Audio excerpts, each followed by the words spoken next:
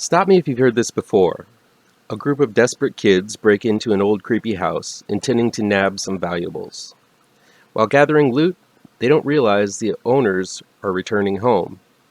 Though they try to leave, they find themselves trapped inside the home, and the owners turn out to be, long dramatic pause, cannibals, zombies, vampires, dogmen, Nazis, aliens, cats with lasers shooting out of their butts. The Owners is the latest in a long line of bungled up heist horror tales, and while I won't spoil what the owners actually are, I will discuss whether it's worth finding out or not.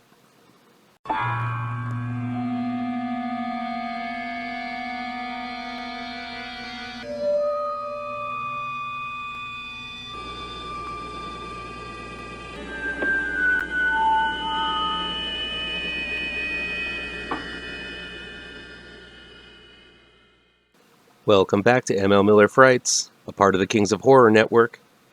I'm MLMiller. Before we begin, remember to give this video a like, share with your buddies across the electronic superhighway, click subscribe to this channel, and don't forget to ring that bell for notifications. Please get the word out to new folks so we can make this channel bigger and better. The Owners is directed by Julius Berg, and it's out this week on demand and digital download from RLJE Films. Maisie Williams plays Mary, a spunky teen who has a poor choice in boyfriends, as hers, Nathan, played by Ian Kenny, plans to rob the local doctor's home in their small village. When Dr. Huggins, played by Sylvester McCoy, and his wife Ellen, Rita Tushingham, leave their home, Nathan, his childhood friend Terry, played by Andrew Ellis, and a new friend, Gaz, played by Jake Curran, decide it's prime time to break in and steal some valuables. Knowing the Huggins have a safe somewhere in their home, the would-be robbers intend to get rich on the spoils. Having borrowed Mary's car, the group are surprised when Mary tracks them down as they are casing the joint, and Mary gets pulled into the robbery.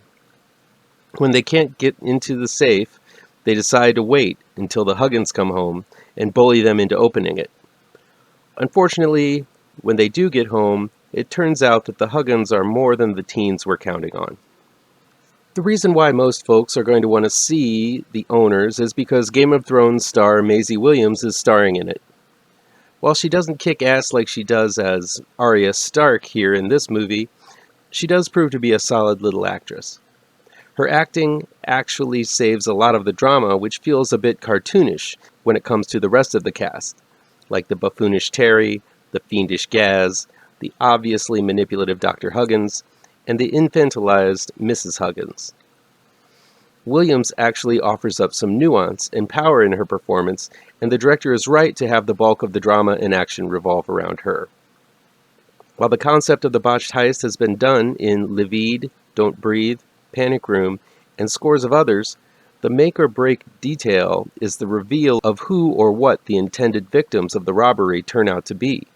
Much anticipation is built upon this reveal in The Owners, and I think that director Julius Berg did such a good job building up the suspense that it would have been impossible to live up to the viewer's expectations if the Huggins would have turned out to be the devil and his bride themselves. This is The Owners' biggest mistake, as it builds this tension to a fever pitch for the entire film, and for the entire film I'm waiting for the other foot to drop. Unfortunately, the drop doesn't really come until the very end of the film, and when it does, it's not that impressive a drop at all. I kept waiting for this big reveal that would make everything make sense, but instead the mystery is postponed until the very end.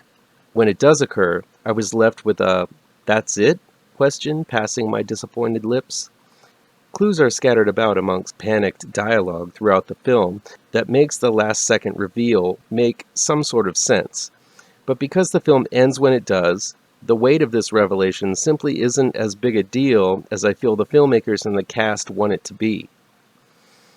The Owners felt like a whole lot of build-up, leading to a very lackluster ending. While Maisie Williams is the true standout of the film, it doesn't save the disappointing feeling I had by the time the credits rolled.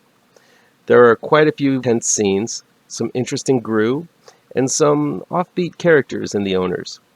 But that's not enough when you build your entire movie on a last-second reveal, which turns out to be quite weak. That'll be it for today. If you like this video, please pound that thumbs up button. Share this video with your social media addicted pals. If you're looking for written reviews, you can find them on MLMillerWrites.com. Don't forget about the new trade paperback for my comic book horror series, GRAVETRANCERS. That's out this week in all of the finer comic shops. And be sure to subscribe to this channel and ring that bell for alerts to be the first to see my future videos. Thanks so much for your time, and take care.